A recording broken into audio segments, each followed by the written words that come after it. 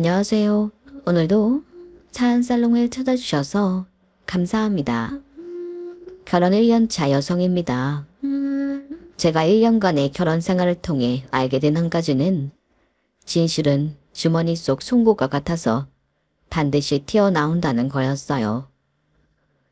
누가 지은 말인지는 모르겠지만 제가 처한 상황과 정말 찰떡같이 들어맞는다고 생각했거든요. 엄마들이 어린 아이들한테 하지 말라고 하는 것 중에 거짓말이 있잖아요. 저 역시도 어릴 때 거짓말을 하면 고모한테 엄청 꾸중을 듣곤 했어요. 준비물을 사고 남은 거스름돈으로 군것질을 해놓고 잃어버렸다고 해서 혼나고, 학원을 몰래 빠지고 친구가 놀아놓고 학원 간 척했다가 혼나고, 그 밖에도 이런저런 거짓말을 했다가 꾸중을 듣곤 했어요. 그러다 점점 나이가 들면서부터 거짓말은 안 하게 되었던 것 같아요. 고모한테 혼날까봐 그랬던 게 아니라 스스로 창피하다는 생각이 들어서 그랬던 거죠. 그런데 저희 시어머니는 나이 50이 되도록 여전히 거짓말을 그렇게 하세요. 살면서 이렇게 숨 쉬듯이 거짓말을 한 사람은 또 처음이었죠. 그 거짓말이 자신을 돋보이기 위한 거짓말이라면 별 문제가 없겠지만 저희 시어머니의 거짓말은 타인에게 피해를 주는 거짓말이었어요. 자기 욕심을 채우기 위해 상대를 희생양으로 써먹는 아주 비열한 거짓말이었죠. 그래서 가르쳐주려고 해요.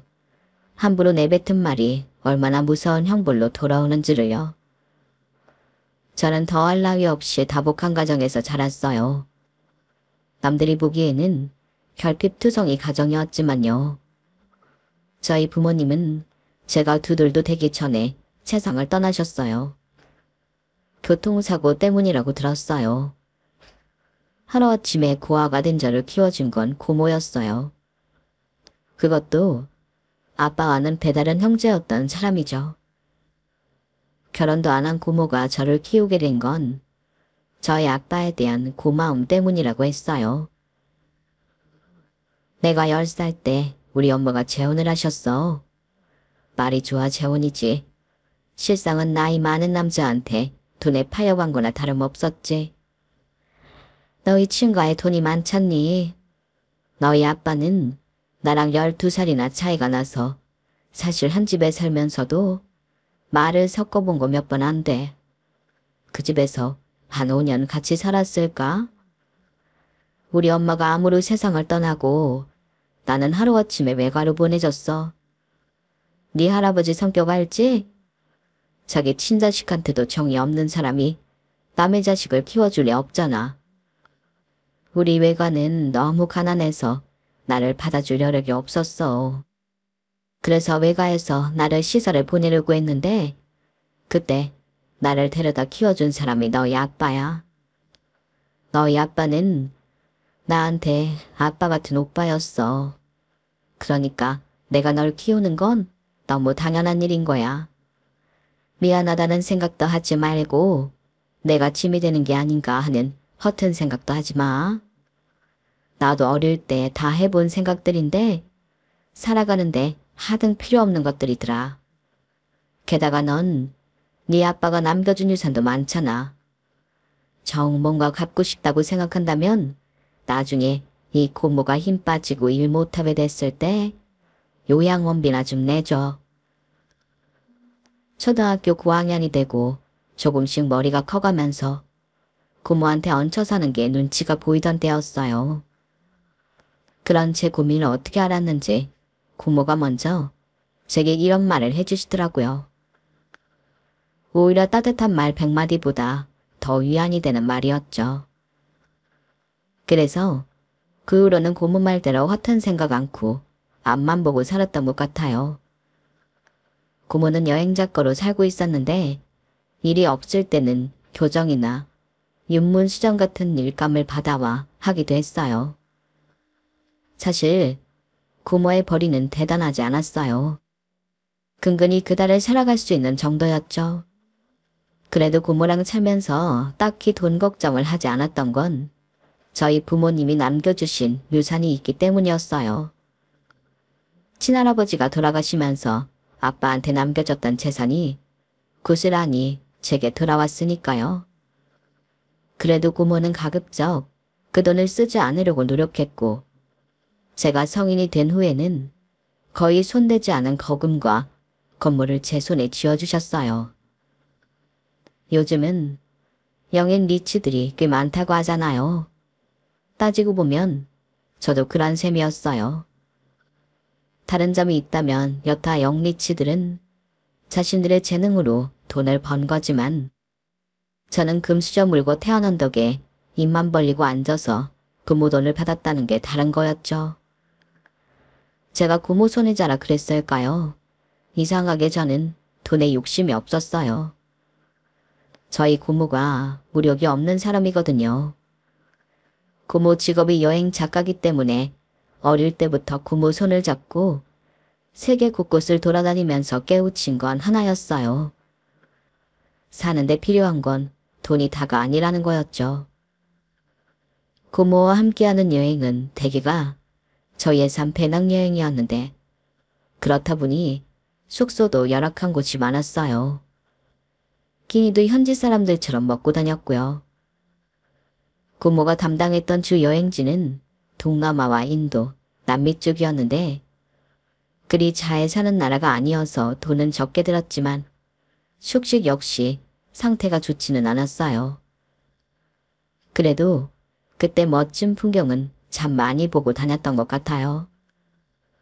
현지인들로 북적이는 버스나 기차를 타고 몇백 원짜리 식사로 한 끼를 때우고 다녔지만 당시를 되돌아보면 정말 많이 웃고 행복하다는 생각을 많이 했던 것 같아요. 늦은 밤 차도 끊기고 무거운 배낭을 짊어진 채 길을 헤매는데 그런 저희를 아무 대가 없이 오토바이에 태워 숙소까지 데려다 준 사람들. 10시간 넘게 기차 안에서 쫄쫄 굶고 있는데 짜파티와 커리를 나눠준 인도인 가족. 혼자를 못해서 현지 돈이 다 떨어진 우리한테 밥과 물을 내어준 식당 사장님까지 크고 작은 도움을 받으며 감사함도 많이 느꼈던 것 같아요. 그럴 때마다 고모는 자신이 가지고 있는 것 중 꽤 좋은 것들을 선물로 주고 오곤 했어요. 가격만 두고 따져본다면 분명 고모가 손해였지만 고모는 그런 걸 따지는 사람이 아니었어요. 야, 오늘 이 한 끼를 못 먹었으면 너랑 나랑 길바닥에서 쓰러져서 죽었을지도 몰라. 생명의 은인한테 시계 하나 준 게 뭐 대수라고 그래. 시계야 또 사면 되지. 안 그래? 이러한 성격의 고모 밑에서 20년 넘게 살다 보니 저도 고모를 닮아갔고 그래서 성인이 되고 아빠의 유산을 물려받게 되었을 때 기쁨보다는 부담감이 더 컸어요. 지금까지 고모랑 돈 없이도 행복하게 잘 살았는데 이 돈 때문에 그 행복이 깨지지 않을까 하고 말이죠. 그래서 고모와 상의 끝에 건물과 그 밖의 부동산을 고모와 공동명의로 바꾸었어요. 다만 현금은 대학 등록금이며 어학연수를 다녀오는데 알차게 사용했고요. 이 돈으로 고모와 풍족한 여행을 떠나보기도 했지만 오랜 시간 배낭여행이 몸에 밴 터라 호텔비로 하룻밤에 수십만 원을 내는 건 도저히 못하겠더라고요. 결국 하룻밤 겨우 자고 3만 원대 호텔로 옮겼어요. 저렴한 호텔방에 짐을 풀고서야 고모도 저도 안도할 수 있었죠. 그래, 우리한테는 이런 데가 편하지. 인피니티 풀이 있으면 뭐래. 그런 데를 가봤어야 쓸 줄 알지. 난 있지. 호텔 직원이 엘리베이터 잡아줄 때마다 속으로 고민했다니까. 이것도 팁을 줘야 하나 말아야 하나 하고 말이야. 내 돈 쓰면서도 어찌나 불편하든지. 확실히 난 5성급 호텔보다 여기가 100배 1000배 편해. 하룻밤에 3만 원밖에 안 하는데 조식까지 주니 얼마나 훌륭해. 그건 그런데 이러다가 아빠 유산 10분의 1도 못 쓰고 죽는 게 아닌가 싶어. 이렇게 인생이 궁색해서야 어디 손 떨려서 돈 쓰고 살겠냐고. 고모는 그렇다 치고 어떻게 조카까지 이렇게 저렴한 인생을 살게 하냐? 고모 때문에 평생 대접받고 살긴 글렀어. 그때 그렇게 장난처럼 했던 말이 정말 현실이 될 거라고는 전혀 몰랐어요. 대학을 졸업하고 출판사에서 일을 하던 저는 거래처 직원이었던 남편을 만나 3년 연애 끝에 결혼을 했어요. 평생을 고모와 단둘이 살다가 떨어져 살려니 걱정이 되더라고요. 어릴 때는 고모한테 기대 살다가 좋아하는 남자가 생겼다고 저만 쏙 빠져나가는 기분이었거든요. 특히나 저희 고모는 저를 키우는 동안 연애도 않고 혼자였던 터라 미안함은 더 컸죠. 웃기고 있네. 야, 내가 지금 얼마나 속이 시원한 줄 아니? 난 네가 평생 내 옆에 들러붙어 살까봐 그게 걱정이었던 사람이야. 헛된 생각 말고 네 가정 잘 꾸려나갈 생각이나 해. 그게 널 키워준 이 고모한테 할 수 있는 최고의 효도야. 알았어?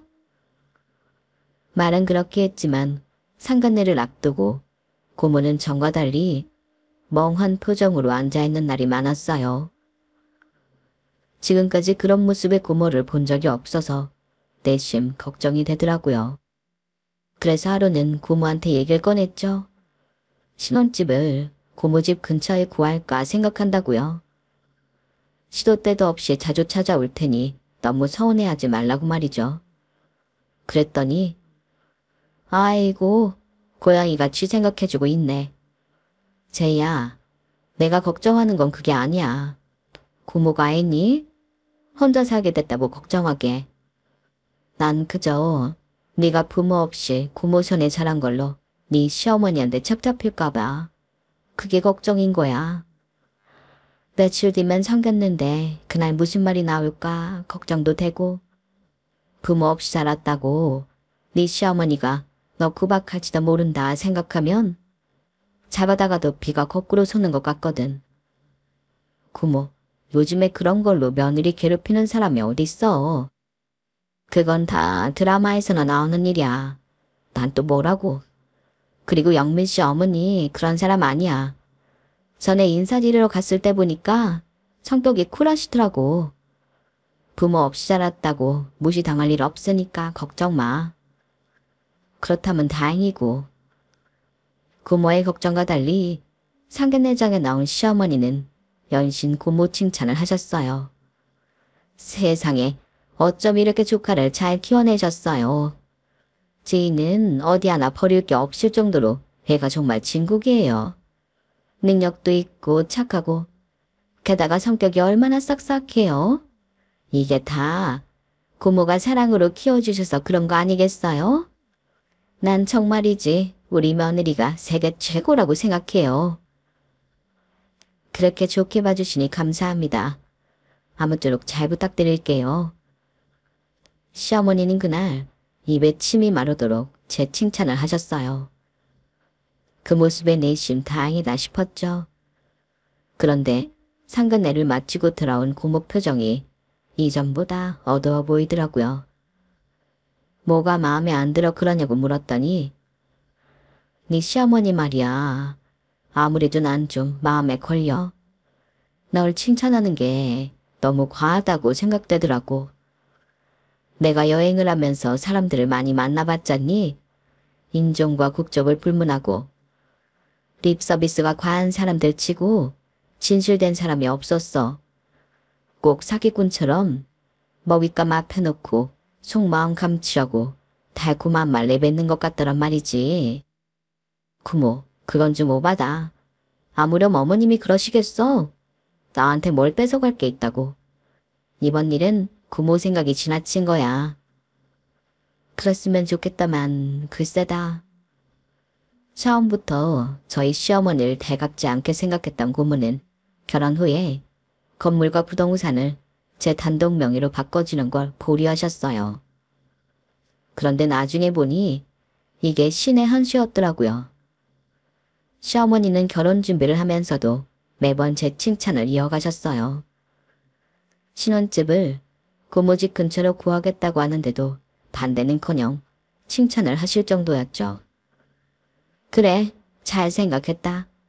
아무래도 고모님이 너 결혼하고 나면 적적하실 텐데. 네가 곁에 살면서 자주 들여다 봐드려야지. 그게 키워준 분에 대한 도리가 아니겠니? 내 며느리지만 참 속도 깊구나. 저는 그런 어머님 말씀을 곧이곧대로 받아들였고 대신 제 뜻에 따라 고모집 근처에 집을 얻는 대신 돈은 제가 대기를 했어요. 그러자 어머님은 펄쩍 뛰시며 그건 아니라고 하시더군요. 얘는 둘이 살 집을 왜 네 돈으로 하니?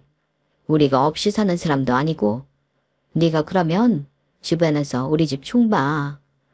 일단 내가 돈 만들기엔 시일이 촉박하니까 네 돈으로 먼저 잔금 치르고 차후에 내가 네 계좌로 돈 넣어줄게. 용인에 있는 아파트랑 양평 땅 정리하면 얼추 될 것 같거든. 네, 알겠습니다. 그럼 저는 집에 혼수 채울 거 준비할게요. 그래 참.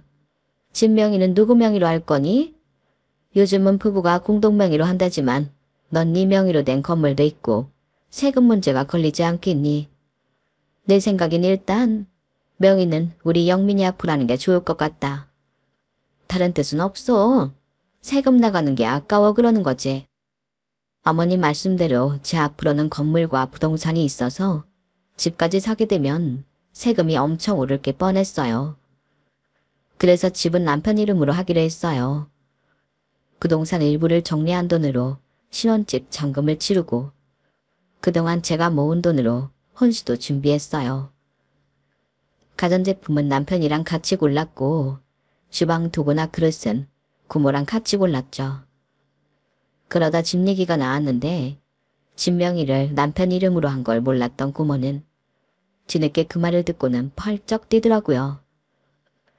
미쳤어 미쳤어. 그걸 왜 영민이 이름으로 해. 아직 네 시어머니가 돈을 보내준 것도 아닌데. 고모답지 않게 왜 이렇게 예민하게 굴어. 어머님이 용인 아파트랑 양평 땅 정리되면 어련히 주실까. 그리고 어머님이 돈 대주시는 건데 내 명의로 하는 건 좀 그렇잖아. 아니, 그러다 돈 안 주면 네 돈으로 산 집 네 남편한테 바치는 꼴이잖아. 예, 긴 말 필요 없고 당장 내일이라도 명의 변경해. 이건 말이 안 되는 거지. 네 시어머니가 돈 보내주면 그때 영민이 명의로 돌리라고? 고모한테는 알았다고 대답했지만 굳이 그럴 필요가 있을까 싶었어요. 괜히 서로 기분만 상하게 될 것 같아서 꺼려지더라고요. 그래서 고모한테는 미안하지만 명의 변경 얘기는 남편한테 꺼내지도 않았어요. 정신없이 결혼 준비를 하는 사이 시간은 흘러 결혼식 당일이 되었어요. 저희 쪽 하객은 별로 없어서 신부 측 자리에 신랑 측 하객도 함께 앉게 되었죠. 어머님이 워낙 마당발이셔서 하객이 꽤 많았거든요. 일생에 한 번뿐인 결혼식이니 참고 버텼지. 그게 아니라면 정말 중간에 다 팽개치고 도망치고 싶을 정도로 피곤하고 힘들었어요. 결혼식을 마치고 공항으로 떠나려는데 어머님이 피곤에 쩔은 저를 보시더니 그러시는 거예요. 세상에, 결혼식 2번만 했다간 우리 며느리 잡겠네. 예, 비행기 안에서는 딴 생각 말고 푹 자라. 그래야 신혼여행지 도착해서 신나게 놀지. 참, 축의금 들어온 건 나한테 맡겨. 내가 너희 올 때까지 잘 맡아두고 있을게. 그때는 경황이 없어서 그러시라고 돈가방을 맡겼는데 이게 문제가 될 줄은 몰랐어요. 신혼여행에서 돌아와 시댁에 갔는데 어머님이 딴소리를 하시더라고요. 어머 얘, 그걸 왜 나한테서 쳤니? 신부 측 축의금은 네 고모가 가지고 있겠지. 나야 신랑 측 축의금만 챙겼으니까. 어머님. 그날 저희 공항으로 떠날 때 분명히 어머님께 제 가방 드렸잖아요. 어머님이 맡아주시겠다고 하셔서요. 세상에, 너 지금 날 도둑놈 취급하는 거니? 아니, 내가 뭐가 부족해서 몇 푼 안 되는 네 축의금을 가로채니? 살다 살다 내가 이런 누명은 또 처음 써본다. 야, 네 눈에는 내가 그렇게 만만해 보이니? 예쁘다 예쁘다 했더니 아주 시어머니 머리 위에 오르려고 그러네. 어머님은 대려 펄쩍 뛰면서 저를 이상한 며느리로 몰아가셨어요. 억울한 건 전데 말이죠. 제 앞으로 들어온 축의금이라고 해봐야 1,000만 원도 안 되는 돈에 불과했지만 그래도 이런 식으로 돈 뜯기고 이상한 사람 취급을 받게 되니까 못 참겠더라고요. 그래서 일단은 알겠다고 말씀드리고 다음날 바로 예식장을 찾아갔어요. CCTV를 확인하려고요. 그런데 하필 그 가방을 어머님께 전해드린 장소가 예식장 밖이라서 CCTV에는 찍힌 게 없더라고요. 하는 수 없이 벙어리 냉가슴을 앓고 있는데 고모가 웨딩 촬영을 해준 업체 연락처를 묻더라고요. 그리고는 그날 밤 USB를 들고 저희 집에 찾아왔어요. 이거 가지고 가서 네 시어머니한테 가방 돌려달라고 그래. 이 옆편 내가 망령이 들었나? 분명히 자기가 가방 받아 챙기고는 어디서 오리발이야. 고모가 건넨 USB 안에는 결혼식장 안 동영상 촬영은 물론 저희가 허니문카를 타고 공항으로 떠나는 장면까지 생생하게 담겨 있었어요. 거기엔 제가 어머님께 돈가방을 넘기는 장면도 정확히 들어있었어요.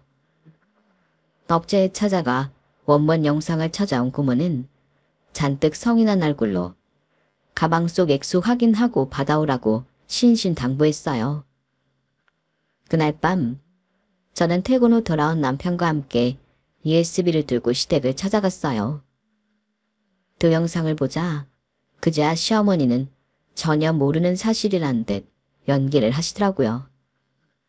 어머, 내가 정신이 없어서 받아놓곤 깜빡했나 보다. 일단 기다려봐. 내가 방에 들어가서 가방이 있는지 찾아볼게. 그렇게 안방으로 들어간 어머님은 한참이 지나서야 나오셨어요. 그리고는 늦었으니 얼른 가보라며 떠밀듯 저희를 내보내려 하시더라고요. 그때 고모가 했던 말이 번뜩 떠올랐어요. 그 자리에서 돈 액수 확인하고 오라던 말이요. 그래서 일단 바닥에 주저앉아 가방부터 열었죠. 그리고 액수를 확인했는데 글쎄 장부에 적힌 액수의 반도 안 되게 있는 거 있죠. 어머님, 액수가 틀린데요. 혹시 여기서 돈 빼셨어요? 그러자 시어머니는 눈을 심하게 깜빡거리더니 횡설수설을 하더라고요. 자기 가방인 줄 알고 돈을 뺏어 썼다고 했다가 몇 분 뒤에는 자기가 신혼여행에서 돌아올 때까지 안전하게 은행에 넣어두려고 돈을 뺐던 거라고 하더군요. 아니, 가방이 자기 집에 있는 줄도 몰랐다던 사람이 은행에 돈을 넣어주려고 했다고요. 게다가 전액도 아닌 일부만요. 말도 안 되는 소리였죠. 자기 엄마가 횡설수설하는 걸 본 남편은 표정이 점점 안 좋아졌어요. 그리고 긴 한숨을 쉬더니 더는 상대하고 싶지 않다는 듯 말했죠. 알았으니까 내일까지 제2 계좌로 나머지 돈 붙여주세요. 늦었으니까 가볼게요. 남편은 제 팔을 잡고는 밖으로 나왔어요. 제가 따지려고 입을 때렸는데 먼저 말을 하더라고요. 무슨 말 하려는지 아는데 오늘은 그만하자. 남편의 침울한 표정을 보자 저도 더는 따질 수가 없었어요. 아내 앞에서 자기 엄마의 창피한 모습이 탄로가 났으니 자식 입장에서 얼마나 창피하겠어요. 그래서 입을 다물어 주었죠. 그리고 다음날 어머님이 전화를 하셨더라고요. 가지고 있는 현금이 부족해서 일단 300만 원만 보내고 나머지는 나중에 보내준다고 했어요. 수중에 돈이 없다는데 뭐라고 하겠어요. 그냥 알겠다고 했죠. 사람이 그렇잖아요. 모르면 모를까. 이 사람이 나한테 거짓말을 한 전적이 있는 이상 더는 그 사람 말을 믿을 수 없잖아요. 저는 그날 이후 시어머니가 콩으로 매주를 쓴다고 해도 의심부터 하기 시작했어요. 그래서 남편 명의로 했던 집을 제 앞으로 돌려놔야겠다고 생각했죠. 결혼하고 2달이 넘도록 어머님은 제게 집값을 보내지 않으셨거든요. 결혼하기 3개월 전에 미리 구입한 빌라였기 때문에 어머님이 약속을 지키지 않은 기간은 5개월이 넘은 시점이었죠. 그래서 남편한테 그 얘기를 꺼냈더니 되려 제게 서운하다는 식으로 나오지 뭐예요. 아니, 1년이 됐니 2년이 됐니 고작 5개월 지났을 뿐인데 돈 안 준다고 명의를 네 앞으로 바꾸겠다고? 너 나랑 그만 살 거야? 그래서 이혼 준비하는 거냐고. 자기야, 무슨 말이 그래. 자기도 알다시피 어머님한테는 전적이 있으니까 나도 더는 믿고 있을 수 없어서 그런 거지. 자기가 서운해하는 마음 이해는 하지만 자기가 이렇게 나오면 나도 서운해. 지난번 일만 해도 그래. 분명히 어머님이 잘못하신 건데도 자기는 그만하자는 말 한마디로 모든 일을 덮으려고만 하잖아. 분란의 당사자인 어머님도 믿지만 난 당신이 더 미워. 아, 됐다. 그렇게 돈이 좋으면 네 마음대로 해. 집을 네 명의로 하든 우리 엄마를 절도죄로 신고를 하든 네 마음대로 하라고. 남편은 화를 내고는 집을 나가버렸어요. 그리고는 주말 내내 집에 들어오지 않았죠. 월요일 아침 일찍 집에 돌아와 옷만 갈아입고 회사로 출근을 했어요. 피해자는 나인데 마치 제가 돈밖에 모르는 치졸한 사람이 된 것 같아서 화가 나더라고요. 그런데 이런 일은 그 후에도 자주 벌어졌어요. 매번 어머님은 거짓말을 하고 저는 그 거짓말 때문에 때로는 수전료 취급을 받았고 때로는 집안에 분란을 일으키는 빌런이 되었어요. 그때마다 남편은 사건의 진상을 파악하려 하기보다는 덮는 데 급급했고요. 사람이 억울해서 죽을 수 있다는 말을 그때 실감하게 되었어요. 매번 어머님의 크고 작은 거짓말 때문에 일이 터질 때마다 저는 가슴에 커다란 돌덩이를 하나씩 떠안는 기분이었거든요. 그러다 언제부턴가는 어머님 목소리만 들어도 가슴이 꽉 막히는 게 숨이 막혀 죽을 것만 같더라고요. 먹는 족족 소화가 안 돼서 소화제를 달고 살고 잠도 이룰 수 없어서 수면제를 처방받아 먹고 있었지만 남편은 그런 제게 관심조차 없어 보였어요.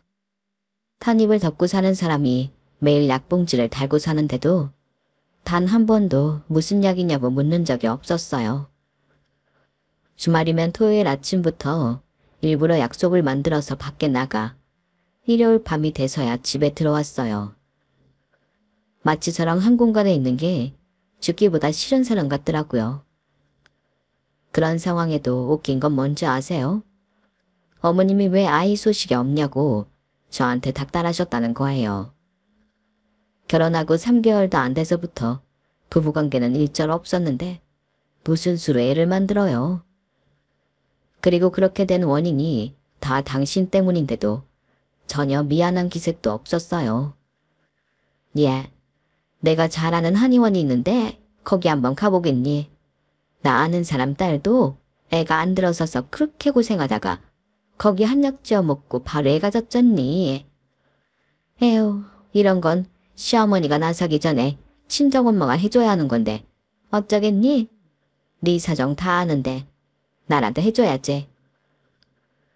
어머님, 저희 부부한테 아이가 안 생기는 건 그런 문제 때문이 아니에요.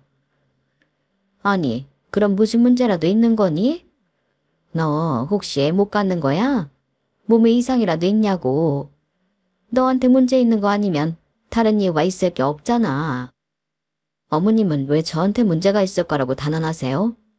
어머님 아들한테 이상이 있을 수도 있잖아요. 예, 그런 소리 말아라. 내가 우리 아들을 얼마나 애지중지 키웠는데 그러니. 걔는 어릴 때부터 감기 한 번 안 걸리고 자란 애야. 엄마가 끼고 키운 자식이랑 아닌 자식이랑 같니? 어머님은 이런 식으로 은근히 제가 부모 없는 자식이라는 걸 확인시켜 주셨어요. 그러한 사소한 말 한마디 한마디가 부모 없는 제게 얼마나 큰 상처가 되는지 생각도 안 하시고요. 그럴 때마다 저도 모르게 고모를 찾아가게 됐어요. 고모 품에서 자라면서 저는 단 한 번도 외롭다는 생각을 해본 적이 없었는데 고모를 떠나 결혼을 한 순간부터는 매일매일 외롭고 허기지더라고요. 퇴근 후 터덜터덜 고모 집에 찾아가면 고모는 왜 왔냐? 무슨 일 있었냐? 이런 말은 일절하지 않으시고 밥상부터 차려주셨어요. 사람이 허기지면 기분부터 다운되는 법이야. 다 먹고 살자고 하는 일인데 잘 먹어야지. 찌개 다 끓었으니까 손 씻고 숟가락 놔. 그렇게 고모랑 식탁에 앉아 머리를 맞대고 밥을 먹고 나면 그래도 그 순간은 좀 살 것 같았어요. 고모 품을 떠난 독립을 하고도 여전히 고모한테 찾아와 투정을 부리는 아이처럼 보일까봐. 가급적이면 저희 집안일은 고모한테 전하지 않는 편이었는데 그날은 도저히 안 되겠더라고요. 밥숟가락을 뜨는데 저도 모르게 굵은 눈물방울이 밥숟가락 위로 뚝 떨어졌어요. 그리고는 손쓸 겨를도 없이 눈물이 줄기차게 흘러내렸죠. 고모는 잠시 제가 우는 모습을 지켜만 보시더니 손등으로 눈물을 닦아주시며 그러셨어요. 힘들면 놓는 것도 방법이야. 사람이 죽을 것처럼 힘든데 손에 쥔 게 무슨 소용이니. 다 버리고 다시 시작하면 돼. 그러니까 너무 애쓰지 마. 한번 실패했다고 네 인생이 송두리째 뽑혀나갈 일 없어. 괜찮아. 괜찮다는 그 말에 그동안 기를 쓰고 참고 있던 제 자신이 무너져 내렸어요. 그래서 그동안 있었던 일을 고모한테 털어놓고 10살짜리 아이처럼 엉엉 울어댔죠. 그날 고모를 만나 딱히 해법을 찾은 건 아니었지만 그래도 누군가한테 속마음을 털어놓고 나니 가슴을 누르고 있던 돌덩이가 조금은 가벼워진 기분이었어요. 정 안 되면 헤어지면 되지. 이혼녀 딱지 하나 붙었다고 내 인생 파투나는 건 아니다. 주문을 외우듯이 속으로 되새기며 오늘만큼은 남편이랑 결판을 내야겠다고 생각했어요. 언제까지 피하고만 살 수는 없는 거잖아요. 그런데 현관에 들어선 순간 또다시 숨이 막혀왔어요. 시어머니가 와 계시더라고요. 제가 오기 전까지 남편과 무슨 중요한 이야기를 했는지 모르겠지만 제가 들어서자마자 TV를 끄듯 목소리가 뚝 끊겨버렸어요. 그리고는 가식적인 미소를 보이며 제게 다가오더군요. 우리 며느리 이 시간까지 일한 거야? 세상에, 너희 회사에는 직원이 너 하나뿐이라니? 가정도 있는 여자를 밤늦게까지 일을 시키면 어떡해? 그러다 남편한테 수박이라도 더 하면 어쩌라고. 여자는 밤까지 일하면 남편한테 소박을 받는다는 법이라도 있던가요? 남편은 툭 하면 야근한다고 밤늦게 오는데 그건 괜찮고 여자인 나만 안 된다니 어이가 없었어요. 난 그래도 할 말이 있어서 왔는데 잘됐다. 너도 앉아봐. 네가 진명이 네 앞을 하겠다고 했다며 내가 돈 안 붙여줬다고. 그래서 말인데 그 돈 줄게. 어머님은 백에서 은행 돈 봉투를 꺼내 제게 내미셨어요. 거기엔 빳빳한 수표로 3억 5천만 원이 들어있더라고요. 제가 수표를 가만히 내려다보고 있었다니 남편이 한마디 했어요. 됐냐? 그 돈 받으니까 이제 속이 시원해. 이 돈 마련하느라 엄마가 집 담보 잡히고 대출까지 받았다고. 그러자 어머님은 화들짝 놀라시며 남편 입을 막았어요. 얘는 그런 소리를 뭐하러 해? 남튼 애초에 니들 집은 내가 해주겠다고 한 거니까 그 얘긴 그만하자. 그래 아가. 이제 받을 거 받았으니 그간 우리 사이에 얼굴 붉혔던 건 있도록 하자. 그리고 내가 오늘 니들 집에 온 거는 이 돈도 돈이지만 우리 새아가한테 큰 선물 하나 하려고 온 거야. 너 네 고모랑 공동명의로 가지고 있는 건물 한 30억 한다고 그랬니? 정확한 시세는 모르겠지만 그 정도 할 거예요. 그런데 그건 왜 그러세요? 그래, 30억이면 꼬마 빌딩 수준이겠구나. 야, 내가 너 제대로 된 건물주 만들어줄까 하는데 어떠니? 50억대 건물주. 어머님은 의기양양하게 저를 바라보며 미소를 지으셨어요. 하지만 저는 이제 어머님의 거짓말에 더는 속아줄 생각이 없었죠. 1,000만 원도 안 되는 축의금 빼돌리려다 개망신당하고 자기 입으로 집 해주겠다며 보내주나던 돈 3억 5천도 몇 달 동안 깜깜 무소식이다가 이제서야 돌려주면서 50억짜리 건물주를 만들어주겠다고요? 그걸 어떻게 믿습니까? 그래서 표정 변화 없이 말씀드렸어요. 어머님, 그만하세요. 이제 저 어머님께서 콩으로 매주를 쓴다고 하셔도 못 믿어요. 어머님은 저한테 신용을 잃으셨어요. 얘 말하는 것 좀 봐. 왜 내 말을 못 믿어? 내가 뭘 어쨌다고. 너 집값 좀 늦게 줬다고 시험이 나를 무시하는 거니? 아니, 내가 네 돈을 떼먹기랬어. 너한테 사기를 치기랬어. 기껏이 생각해서 얘기 꺼냈더니 당돌하게 받아치는 거 봐. 네가 이러니까 우리 아들 밖으로 놔두는 거야. 네가 사람을 무시하고 냉랭하게 구는데 어떤 남자가 집에 들어오고 싶어 하겠니? 나라도 집에 오기 싫겠다. 엄마, 됐어. 그만해. 내가 그랬잖아. 이 사람은 아예 대화할 생각 없는 사람이라고. 사람이 말을 하면 들을 생각은 않고 지나가는 개가 떠드나 보다. 이런 식이라니까. 그런데 무슨 대화를 해? 그리고 괜히 이 사람 생각해서 50억짜리 건물 주겠다는 생각도 하지 마. 엄마 알기를 모같이 하는 며느리한테 그런 걸 뭐하러 줘? 남편은 자기가 더 성을 내며 열분을 토했어요. 그쯤 되자 어머님이 나서서 남편을 진정시키는 상황이 되었죠. 영민이 넌 좀 가만히 있어봐. 네가 이렇게 화를 내니까 니처럼 대화를 할 수가 없잖아. 예, 아가. 그건 내가 몇 번 실수한 것 때문에 네가 내 말을 못 믿는 거? 난 그거 다 이해한다. 나라도 그랬을 거야. 그런데 이번 건은 달라. 절대 너한테 손해갈 일이 아니니까 한번 들어보기나 해.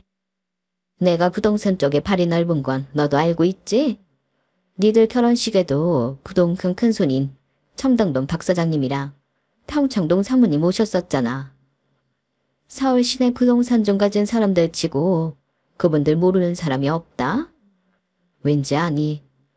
알짜배기 건들은 다 그분들 손을 거쳐서 연결되기 때문이야. 부동산 브로커 끼고 부동산 투자하는 사람들은 다들 핫수야, 핫수. 그 두 사람 손을 잡아야 크게 한몫 잡을 수 있는 거지. 그런데 다행히 이번에 내가 두 분이 기획하는 사업에 끼일 수 있게 됐지 뭐니. 그래서 말인데 현재 분양 중인 아파트에 10억만 투자해다오. 그것만 해주면 이번에 계획 중인 신도시 사업에 나도 숟가락 좀 얹을 수 있거든. 그러면 나 죽을 때 50억짜리 건물 네 앞으로 남겨줄게. 10억짜리 아파트 하나로 50억짜리 건물 갖는 건데 이보다 남는 장사가 어딨니? 그 아파트가 단지수도 꽤 되고 위치도 참 좋은데 건설사 네임밸류가 약해서 아직까지 미분양됐지 뭐니. 그렇다고 이게 돈이 안 되냐? 그건 절대 아니야. 한 5년만 지나봐라. 45억 뛰는 건 일도 아니야. 어때? 너도 구미가 당기지? 나 원참 살다 이렇게 허술한 사기는 또 처음이었어요. 아니, 그렇게 위치도 좋고 다 좋은데 미분양이 난리가 있어요. 우리나라처럼 아파트 잘 팔리는 나라에서요? 말도 안 되죠. 그리고 고작 10억짜리 아파트 하나 사준다고 정부에서 진행하는 신도시 사업에 참여하게 해준다고요? 하, 지나가던 개가 다 웃겠어요. 거짓말도 좀 성의껏 해보든가. 어쩜 이런 수준으로 저를 속이겠다고 그러는 건지. 그런데 더 웃긴 건 뭔지 아세요? 제 남편은 벌써부터 어머님의 이 계획을 듣고 50억짜리 건물주가 된 것처럼 들떠있더란 거예요. 그 모습을 보니 그 어머니의 그 아들이구나 싶더군요. 웃음을 참느라 혀를 깨물고 있던 저는 제 입에서 무슨 말이 나올지 오매불망 기다리고 있는 시어머니한테 한마디 해드렸어요. 어머님, 올해 연세가 50이신데 언제 돌아가실 줄 알고 그 유산을 기다려요? 차라리 제가 가진 건물 팔아서 차익 남기는 게 빠르죠. 그리고 어머님 말대로 건물 담보로 은행 대출 받으면 은행 이자는요. 요즘 은행 이자 높은 거 어머님도 아시죠? 그런데 어머님 계산엔 그런 건 빠져 있잖아요. 너무 허술해요. 그리고 고작 10억 투자한다고 신도시 사업에 참여시켜준다는 건 더더욱 말도 안 되고요. 그리고 요즘 넘쳐나는 게 신도시인데 거기에 지어진 아파트들도 죄다 미분양이잖아요. 일단 사람이 몰리지 않는데 50억 건물은 지어서 뭐 하겠어요? 암튼 재미있는 얘기 잘 들었고요. 저는 투자 안 할래요. 호구가 아니고서야 그런 말에 안 속죠. 그런 말에 속는 사람이 바보 아니겠어요? 뭐야? 너 그 말은 내가 호구란 소리냐? 나보고 바보로 간 거야? 어머님도 참 말이 그렇다는 거죠. 아, 그리고 저도 어머님이랑 이희한테 할 말이 있어요. 제가 심사숙고해서 결정한 건데요. 저 이희랑 헤어지려고요. 부부가 한평생 살아가려면 서로에 대한 신뢰가 있어야 하잖아요. 그런데 영민 씨는 부부간의 신뢰를 저버렸어요. 처음엔 저랑 싸우면 주말에 어머님 댁에 가곤 했잖아요. 그래서 최근까지도 그런 줄 알았거든요. 그런데 알고 보니까 전에 사귀던 여자친구 집에서 밤을 보내고 오는 거였더라고요. 그 말에 남편은 얼굴이 사색이 되었어요. 그리고는 허둥지둥 반명을 늘어놓았죠. 아니 그건 오해야. 어쩌다 보니까 단골 술집에서 마주쳤다가 그날 내가 술이 많이 취하는 바람에 걔네 집에 가긴 한 건데 정말 아무 일 없었어. 딱 한 번이었다고. 영민 씨, 자기도 이제 보니 자기 엄마 쏙 닮았구나. 무슨 거짓말을 그렇게 대책 없이 해. 그전 여자친구 인별에 사진 올라온 것만 해도 몇 장인데 그 집에 드나든 지 반년도 넘었던데 사진 밑에 날짜 다 찍히는 거 몰랐어? 요즘은 어지간히 계획 짜지 않으면 여기저기 흔적이 남아서 거짓말하기 참 힘들어. 머리 나쁘면 거짓말도 못한다. 그 여자도 참 웃기지. 가정 있는 남자랑 외도하는 주제에 그런 사진을 버젓이 인별에 올리고 말이야. 나한테 소송당하고 나서 회사랑 주변에 개망신을 톡톡히 당해봐야 아, 내가 인생 잘못 살았구나. 반성하려나. 암튼 그건 니들이 알아서 할 일이고 난 결벽증이 있어서 남이 쓰던 거 같이 못 쓰거든. 그래서 그냥 너 그 여자한테 주려고. 아, 그리고 어머님도 인생 그렇게 살지 마세요. 그 나이 먹고도 구질구질하게 매번 거짓말을 하세요? 초딩도 아니고. 그리고 왜 3억 5천만 주세요? 680만 원 더 주셔야죠. 기억 안 나세요? 저희 결혼식 날 어머님이 제 축의금 가방에서 슬쩍한 돈. 그때 저한테 꼴랑 300만 원 보내주시면서 뭐라고 그러셨어요? 나머지는 조만간 보내주겠다고 하셨잖아요. 10억도 50개 하시는 분이 6,800만 원도 아니고 꼴랑 680만 원을 나눠 먹으려고 그러셨어요? 에이, 쪽팔린다. 그 돈도 이번 주 내로 제 계좌로 입금해 주세요. 그리고 저 내일 출근해야 하니까 그만 돌아가 주세요. 저는 할 말을 하고는 안방으로 들어가 문을 걸어 잠궜어요. 이미 남편과는 갑방 생활을 하고 있어서 남편이 안방에 들어올 일은 없었으니까요.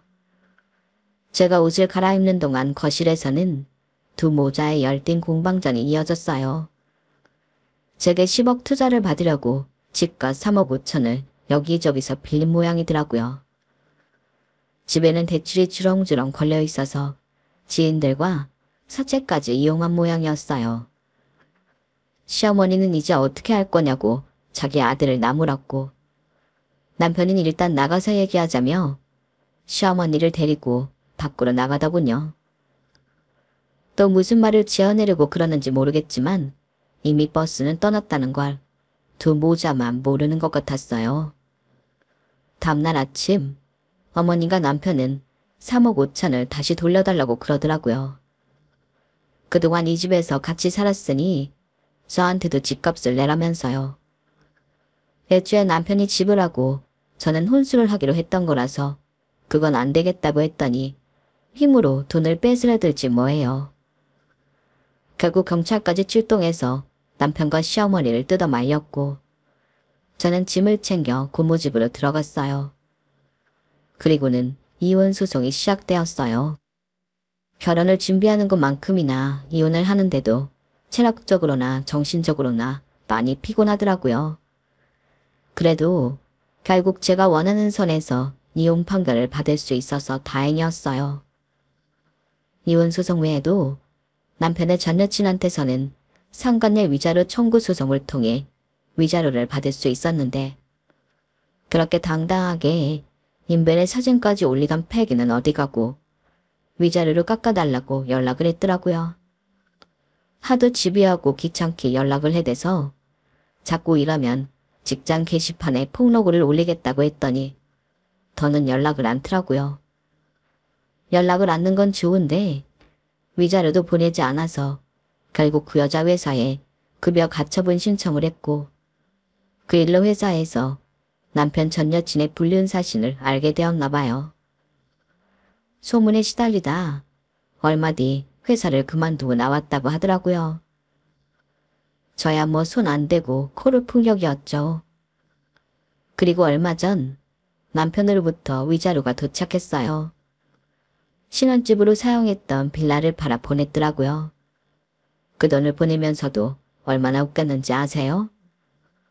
저한테 3억 5천 빼주느라 집도 날리고 사채 이자에 시달리고 돈 빌려줬던 지인들한테까지 소송을 당해서 만신창이가 됐다며 돈 좀 빌려달라고 그러더라니까요. 그 와중에도 시어머니는 대도 않는 거짓말을 해대며 함께 부동산 투자를 해보지 않겠냐고 그러시는데 정말 답이 없는 사람이다 싶었어요. 신혼여행에서 돌아오던 순간부터 시작된 시어머니와의 악연은 그렇게 장장 1년이 지나고서야 끝이 났어요. 현재 저는 고모와 함께 동남아 배낭여행을 준비하고 있어요. 지난 1년간 심적으로 너무 힘들었어서 여행을 통해 그간 받은 상처를 치유해 볼 생각이거든요.